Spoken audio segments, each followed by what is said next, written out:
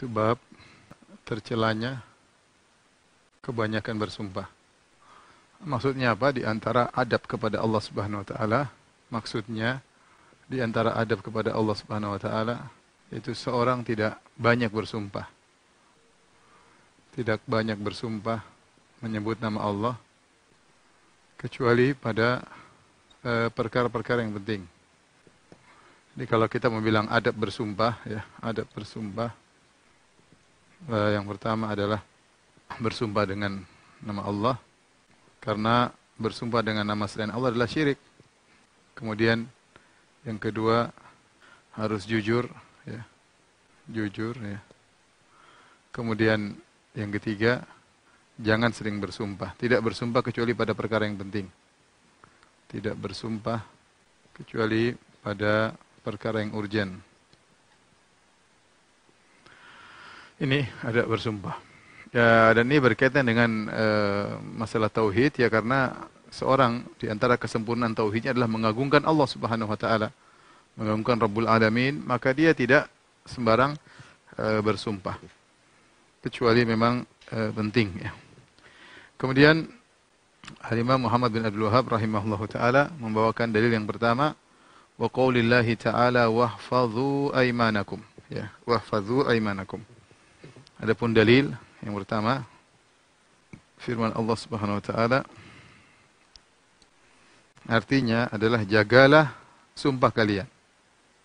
Jagalah sumpah kalian. Surat Al-Maidah ayat ke-89, ya. Baik. Apa sisi pendalilan? Pertama, kita bahas dulu apa tafsir ayat ini. Ada 3 tafsir di kalangan para ulama tentang tafsir ayat ini, ya. Ada 3. Yang pertama yaitu jangan batalkan sumpahmu. Jangan batalkan sumpah kalian.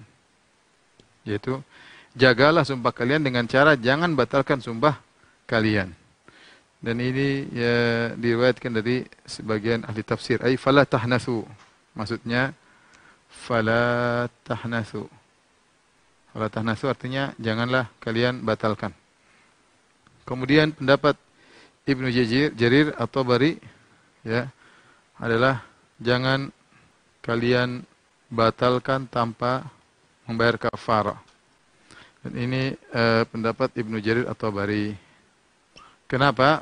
Karena dalilnya karena surat ayat ini wahfadzu aymanakum, jagalah sumpah kalian, ini di akhir penghujung dari surat Al-Maidah 89. La yu'akhidhukumullahu billaghwi fi aymanikum walakin yu'akhidhukum bima qad aqadtumul ayman fakaffaratuhu it'amu 'ashrati masakin min awsati ma tut'imuna ahlikum aw kiswatuhum aw tahrir raqabah faman lam yajid fasiyamu thalathati ayyam dzalika kaffaratu aymanikum idza halaftum wahfadzu aymanakum. Kata Allah, Allah tidak menghukum kalian gara-gara lagwu fil aiman, itu bilang apa namanya, hanya kalimat sia-sia, bukan maksudnya untuk sumpah, tetapi Allah akan menghukum kalian atas sumpah yang kalian maksudkan. Kafarahnya, atau Allah mengatakan kalau seorang bersumpah, kafarahnya apa kalau dia langgar? It'amu asyrati masakin min awsati ma tut'imuna ahlikum aw kiswatum aw raqabah, ya. Salah satu di antara 3 pilihan. Pilihan pertama adalah memberi makan kepada 10 fakir miskin, pilihan kedua memberi pakaian kepada mereka, pilihan ketiga membebaskan budak. Faman lam yastati, barang siapa yang tidak mampu 3-tiganya, salah satu dari 3 yang tidak mampu, maka dia berpuasa salah satu ayyam, puasa 3 hari, ya. Dzalika kaffaratu aymanikum idza halaftum. Itulah kafarah kalian jika kalian bersumpah. Kemudian kata Allah, wahfadzu aymanakum, jagalah sumpah-sumpah kalian. Ditafsir oleh Ibnu Jarir, maksudnya jangan kalian batalkan sumpah tanpa bayar kafarah. Di antara bentuk penjagaan sumpah, kalau kalian batal, kalian harus bayar kafarah. Ini pendapat Ibnu Jarir. Adapun pendapat Ibnu Abbas, yaitu maksudnya la tahlifu, yaitu janganlah kalian bersumpah. Janganlah kalian, maksudnya janganlah kalian sering bersumpah. Untuk menjaga sumpah kalian, maka jangan sering bersumpah. Karena kalau kalian sering bersumpah, kalian susah menjaganya, susah menunaikannya. Ini pendapat Ibnu Abbas radhiyallahu taala anhuma. Ya. Janganlah kalian sering bersumpah. Karena kenapa? Kalau sering bersumpah, ya, maka ya pertama susah menunaikannya, yang kedua mudah terjatuh dalam kebohongan. Ya. Jadi sumpah itu meskipun dia jujur, tidak boleh sering bersumpah juga. Ini pendapat ini tiga tafsiran, tiga-tiganya benar. Tapi yang dimaksud oleh penulis Syekh Muhammad Abdul Wahab rahimahullahu taala adalah tafsiran yang ketiga ini. Ini yang beliau maksudkan ya. Di antara bab ma jaa fi kathratil halif, bab tentang tercelanya kebanyakan bersumpah. Maka Allah berfirman, "Wahfazu aimanakum", jagalah sumpah kalian. Caranya bagaimana? Jangan suka bersering bersumpah. Karena kalau akan sering bersumpah, kalian susah menunaikannya, atau kalian suatu saat akan melanggarnya, atau kalian akan berbohong, ya. Sehingga di antara adab kepada Allah Subhanahu wa taala jangan sering bersumpah, ya. Baik, ini dalil yang pertama. Kemudian dalil kedua, ya. Nabi sallallahu alaihi wasallam, itu hadis dari Abu Hurairah radhiyallahu anhu, qala sami'tu Rasulullah sallallahu alaihi wasallam yaqul, aku mendengar Rasulullah SAW bersabda, al-halifu manfaqatun lis-sil'ah mamhaqatun lil-kasbi. Ya. Al-halifu, kata Nabi sallallahu alaihi wasallam, manfaqatun lis-sil'ah mamhaqatun lil-kasb.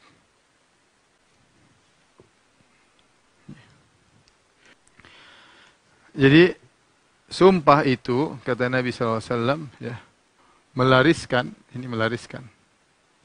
barang dagangan, tapi menghilangkan, ya, hasil, yaitu berkah, keberkahannya. Perhatikan di sini, Nabi mengatakan sumpah itu melariskan barang dagangan, tapi menghilangkan hasil, menghilangkan keberkahan daripada barang jualan. Boleh barang dagangan laku, tapi hasilnya terasa kurang, tidak berkah, atau tidak bermanfaat, atau digunakan untuk hal yang maksiat, menimbulkan keributan rumah tangga, bikin masalah pada anak-anak, kurang bagus, ya. Al-halif. Al-halif sumpah. Ini menunjukkan bahwasanya sumpah di sini tercela. Orang untuk melariskan dagangan, kemudian dia bersumpah sedikit-sedikit, demi Allah ini barang, kalau dia mau jelaskan tidak usah dia bersumpah. Ini barang bagus, ini begini, misalnya dia jual sesuatu barang, dia bilang ini barang bagus, ini baru dipakai, ini baru berapa tahun, ini baru ini. Jangan sedikit-sedikit, demi Allah ini bagus, demi Allah ini saya baru lihat, demi Allah ini tidak pernah rusak, demi Allah. Nah, meskipun dia jujur juga tercela, ya. Di sini ada dua kemungkinan. Yang pertama, dia bersumpah dengan jujur dalam sumpahnya, maka ini juga tercela. Atau dia bohong, dia dusta dalam sumpahnya. Tadi dia bohong jual barang, kemudian dia sumpah demi Allah, ternyata bohong. Maka ini disebut al-yaminul ghamus, ya. Apa maksudnya al-yaminul ghamus? Ya. Al-yaminul ghamus adalah sumpah, ini tercela, dosa besar, sumpah dusta untuk mengambil hak orang. Ya. Karena kalau orang jualan, kemudian dia bohong, ya, misalnya dia bilang, demi Allah ini saya untungnya cuma sekian. Barang laku memang, dia bilang saya cuma untung 10%, padahal untungnya 30% misalnya. Berarti kan dia nipu orang, dia ngambil harta orang tanpa benar. Ya, orang tersebut ya sudah cuma untung 10%, ternyata dia 30%, jadi dia bohong 20%-nya, dia ambil untung dari orang lainnya. Jadi dia bilang, mengatakan, demi Allah saya tidak ambil untung, cuma harga modal saya jual. Demi Allah, cuma harga modal saya jual. Padahal dia bohong, dia sudah ambil untung meskipun 5%. Ya, 5% yang dia ambil tersebut ini namanya amil gomus. Dia bersumpah untuk mengambil hak orang tanpa hak, dan ini berbahaya. Ya, yang bagaimana orang bersumpah dengan untuk mengambil hak orang lain, maka terancam dengan neraka jahanam. Makanya dalam hadis Nabi SAW mengatakan, in kana qadhiban min arak, ya, meskipun dia mengambil hak orang lain cuma sekedar satu batang siwak, ya. Kalau itu dia bersumpah untuk mengambil barang orang lain, maka terjerumus dalam dosa besar, dia menjerumuskan diri dalam neraka jahanam. Maka seorang kalau ingin barang laris, maka jual saja seadanya, jangan bohong, ya. Jujur, kalau jujur jangan banyak sumpah, ya. Kalau bohong enggak boleh, sumpah enggak sumpah, bohong enggak boleh, apalagi bohong disertai dengan sumpah, ya. Jujur, enggak usah sumpah. Jujur tapi sering sumpah juga tercela, menghilangkan keberkahan. Bohong tidak boleh sama sekali, apalagi bohong disertai dengan sumpah. Dan ini banyak terjadi di pasar, di para pedagang, sedikit-sedikit bersumpah. Ya. Makanya dalam hadis kata Nabi SAW, wa in katama wa bayyan wa in sadaqa wa bayyana burika fi bai'ihima. Wa in katama wa kadzaba muhiqat barakatu bai'ihima. Kata Nabi SAW, jika dua orang pedagang mereka jujur dan mereka menjelaskan, maka akan diberkahi perdagangan mereka, transaksi mereka. Tetapi kalau kadzaba wa katama, kalau dia dusta dan menutup aib-aib barang yang dia jual, maka akan dihilangkan keberkahan perdagangannya. Ya. Misalnya seorang jual barang, misalnya jual mobil, dia jual mobil kemudian dia tutupin kekurangan mobil ini supaya harganya naik, maka ini akan menghilangkan keberkahan ya, cepat atau lambat. Tapi kalau dia jujur, meskipun ini ada rusak ini, sepanjang dia tahu ya, ini rusaknya ini, kekurangannya ini dibandingkan ini, dia jelaskan, meskipun harganya turun tapi diberkahi oleh Allah Subhanahu wa taala. Seorang jangan terpedaya dengan banyaknya harta, tapi orang yang penting bagi dia berkah atau tidak. Taib, hadis berikutnya, wa an Salman anna Rasulullah sallallahu alaihi wasallam qala, dari Salman bahwasanya Rasulullah sallallahu bersabda, bisa jadi ini Salman Al-Farisi, bisa jadi Salman yang lain ya. Radhiyallahu taala anhu. Ada yang mengatakan bisa jadi Salman Al-Farisi, bisa jadi Salman bin Amir bin Aus Ad-Dabbi. Wallahu a'lam bishawab. Anna Rasulullah sallallahu qala, bahwasanya Rasulullah sallallahu bersabda, "Thalathatun la yukallimuhumullah yaumal qiyamah wa la yuzakkihim wa lahum adzabun alim." 3 golongan yang Allah tidak akan berbicara dengan mereka pada hari kiamat kelak. Allah tidak mensucikan mereka dan bagi mereka adab yang pedih. 3 golongan tersebut kata Nabi SAW, usyaimitun zanin, orang tua tapi berzina. Wa ailun mustakbir, yaitu seorang yang miskin tapi sombong. Wa rajulun ja'alallaha lahu bidha'atan, dan yang ketiga seorang yang menjadikan Allah sebagai barang dagangannya. La yashtari illa biyaminihi, dia tidak membeli kecuali dengan sumpah. Wa la yabi'u illa biyaminihi, dia tidak jualan kecuali bersumpah. Riwayat Tabrani bi sanadin sahih. Ya, dengan sanad yang sahih ya. Dalil yang ketiga. Jadi kata Nabi SAW, salah satu 3 golongan yang Allah tidak akan melihat kepada mereka. 3 golongan. Allah tidak melihat kepada mereka, Allah tidak berbicara dengan mereka, bagi mereka azab yang pedih. Ya. Salah satu la yukallimuhumullah, 3 golongan yang tidak diajak berbicara oleh Allah Subhanahu wa taala. Tidak disucikan oleh Allah dan bagi mereka azab yang pedih. Yang pertama adalah usyaimitun zanin, orang tua sombong. Orang tua berzina. Kemudian yang kedua ailun mustakbir, miskin sombong. Kemudian yang ketiga adalah seorang yang membeli dengan bersumpah dan berjualan dengan mensumpah. Dia menjadikan Allah sebagai barang dagangannya. Membeli dengan bersumpah, menjual juga dengan bersumpah. Ini tercela 3 orang ini menunjukkan dosa. Ini berarti menunjukkan dosa besar ya. Kalau dia selalu dengan bersumpah, berarti dia ini menunjukkan dosa besar ya, karena 3 golongan tidak diajak bicara, bagi mereka azab yang pedih, Yang pertama orang tua berzina. Kenapa azabnya pedih? Zina secara umum adalah dosa besar. Mau anak muda juga dosa besar, apalagi orang tua. Orang tua dosanya lebih besar daripada anak muda yang berzina. Sama-sama dosa besar, tapi orang tua lebih besar. Kenapa? Karena sebab faktor untuk dia berzina kecil, dia sudah tua, syahwatnya sudah menurun seharusnya dia sudah lebih dekat kepada Allah Subhanahu wa taala.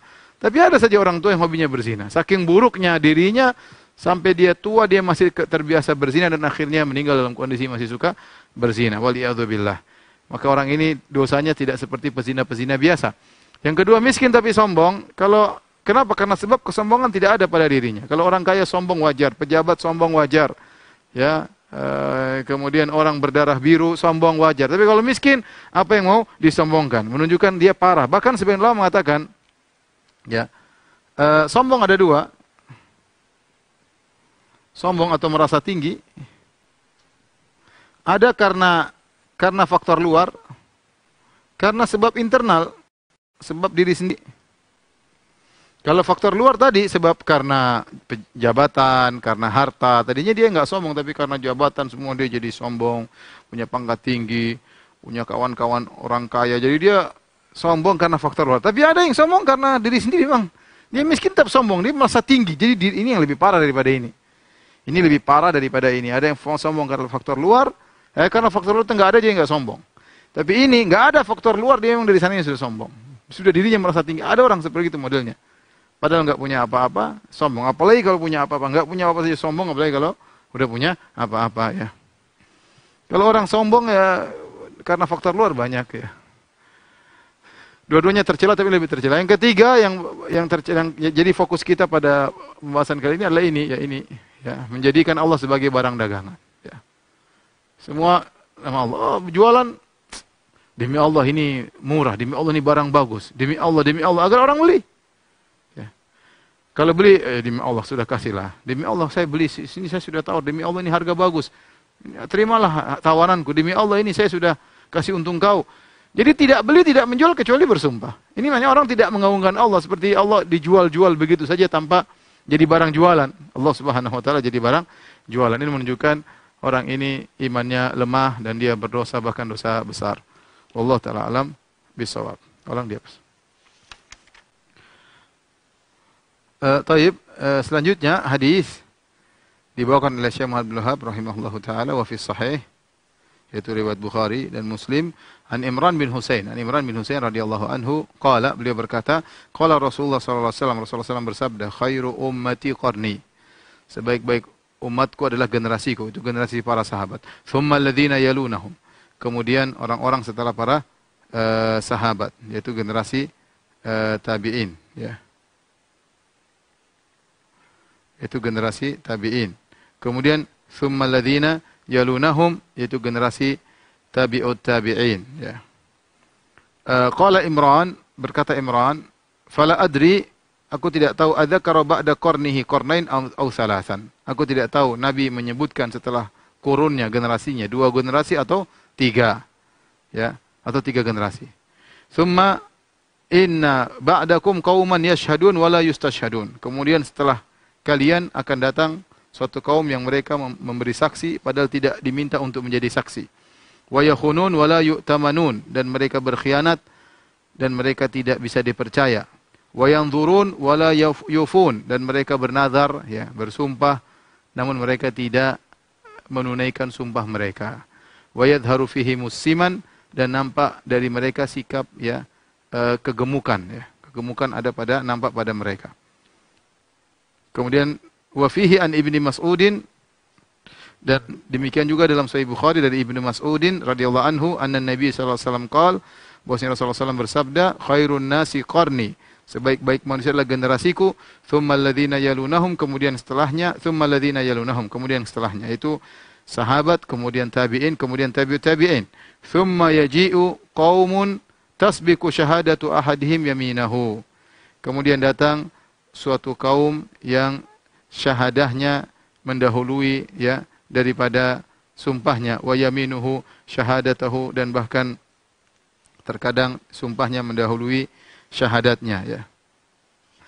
Baik, para pemirsa yang dirahmati oleh Allah Subhanahu wa taala ya. Di sini Nabi SAW sebutkan tentang generasi yang mulia, 3 generasi. Yang pertama qarni, kata Nabi, sebaik-baik umatku adalah generasiku. Tsumma alladziina yalun, kemudian generasi, yaitu generasi sahabat. Kemudian generasi setelahnya yaitu para tabi'in.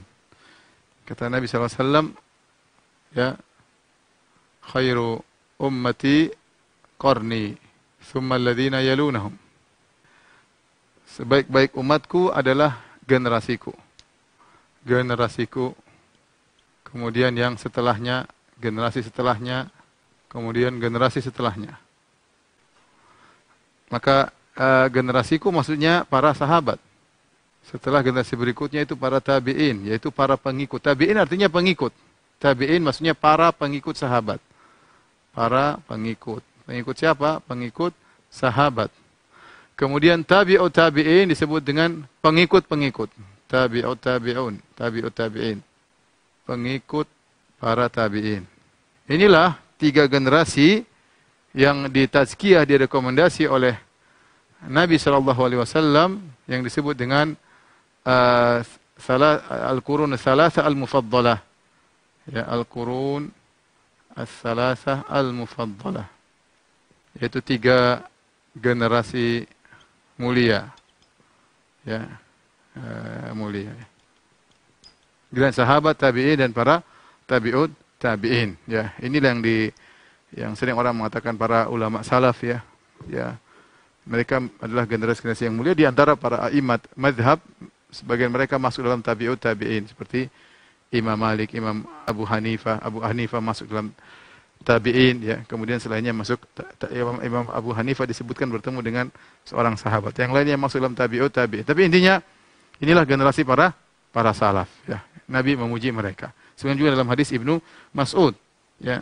Kemudian setelah itu Nabi sebutkan ada kelompok yang tercela. Summa inna ba'dakum qauman. Kemudian setelah kalian kata Nabi suatu kaum yang ciri-cirinya kata Nabi sallallahu alaihi wasallam yashhadun wa la yustashhadun. Yaitu memberi saksi sebelum diminta. Menunjukkan menggampangkan apa? Ini menunjukkan menggampangkan persaksian. Ya, menggampangkan persaksian. Padahal namanya persaksian biasanya dengan sumpah. Kalau dia menggampangkan persaksian berarti dia menggampangkan Allah Subhanahu wa taala. Ya, sama. Padahal dilarang kita perbanyak bersumpah. Belum diminta sumpah sudah memberi persaksian sebelum diminta untuk bersaksi. Ya, ini tercela. Kecuali memang kondisi yang tidak mau dia harus bersaksi, itu lain cerita. Tapi kalau tidak diminta, tidak diperlukan, masalah sudah selesai, ngapain dia memberi saksi kalau tidak diminta untuk menjadi saksi. Kemudian wa yakhunun wa la yu'tamanun ya. Yang kedua, kata Nabi SAW, ciri kedua ya, berkhianat dan tidak bisa dipercaya, tidak amanah. Ini ciri-ciri generasi setelahnya ya. Kemudian setelah itu wa yanzurun wa la yufun ya. Ciri ketiga adalah bernazar namun tidak menunaikan. Wallahu alam, ini dua perkara yang jadi patokan, yaitu yang berkaitan dengan judul bab kita, yaitu memperbanyak sumpah tidak disukai oleh Allah Subhanahu wa taala, di antara juga bernazar namun tidak menunaikan. Karena bernazar sumpah, namanya nazar itu demi Allah, ternyata tidak ditunaikan. Kemudian ciri keempat ya, yaitu nampak kegemukan pada diri mereka. Baik, timbul pertanyaan ya. Apakah gemuk tercela? Ini mau dibahas atau tidak? Apakah gemuk tercela secara zatnya? Sampai Syekh Utsaimin mengatakan ada amrun muskil, perkara yang Syekh Utsaimin orangnya kurus, yang dia mengatakan ini pendapat ini mengatakan gemuk tercela secara zatnya ini repot karena seorang tidak ada yang ingin gemuk ya. Tidak ada yang, sebagian suka gemuk, sebagian tidak ya. Terus bagaimana menafsirkan perkataan Nabi SAW ini? Maka mereka bawa maksudnya, dan saya akan bacakan perkataan para ulama. Maksudnya adalah gemuk yang menunjukkan seorang lalai dari akhirat. Ini kita bicara zaman mungkin generasi keempat, generasi kelima, dan terlena dengan dunia. Ya, terlena dengan dunia. Ini gemuk yang tercela.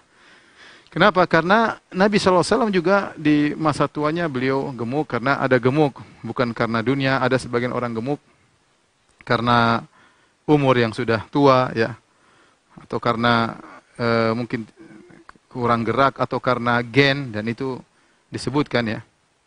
Oleh karenanya datang dalam sebagian riwayat ya. Saya bacakan perkataan Nawawi rahimahullah taala.